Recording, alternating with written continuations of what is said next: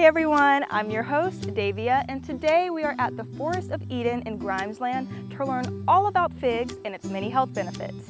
I am here with Malcolm, the owner of Forest of Eden. Thank you so much for allowing us to be here today. Absolutely. Thank you for coming. Yeah, of course. So can you please tell us what Forest of Eden is about?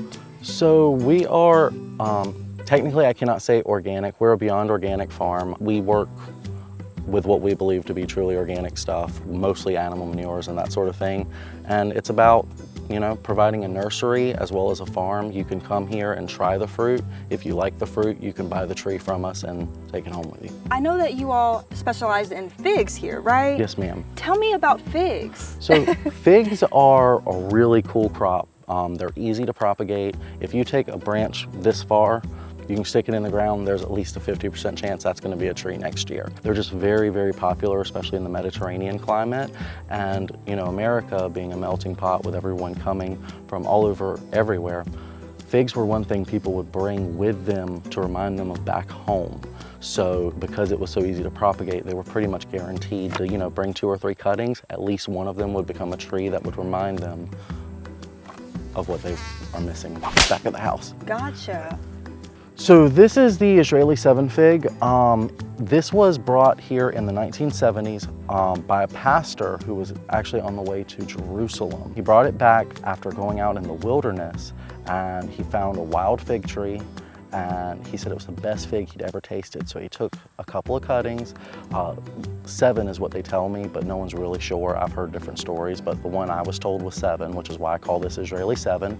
But there was 7 cuttings, only one of them took, and he actually left it, with his great-grandkids, I think it was. Other than me, they're the only ones who have one of the original trees. Any other tree other than that of this variety that is sold in the United States came from this tree right here. Wow. Yes, ma'am. That's amazing. So this is the Israeli 7 fig that we just picked. In my opinion, this is underripe, but give it a try because this is what most people actually eat is an underripe fig. Yes, ma'am. Okay. This is the most common. If you go to Trader Joe's or somewhere like that, that's what they're gonna sell you. And that's why theirs are so cheap compared to fresh, locally grown produce, is because they pick them so early, because once they're ripe, you've only got a day or 2. All right, let's see how this tastes.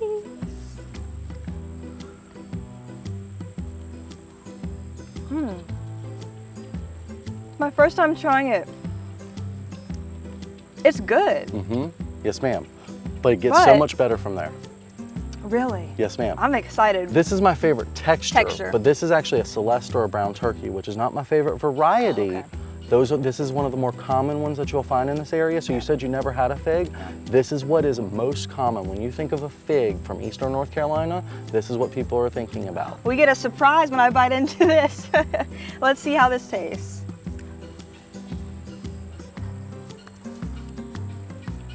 That's the bag of jelly.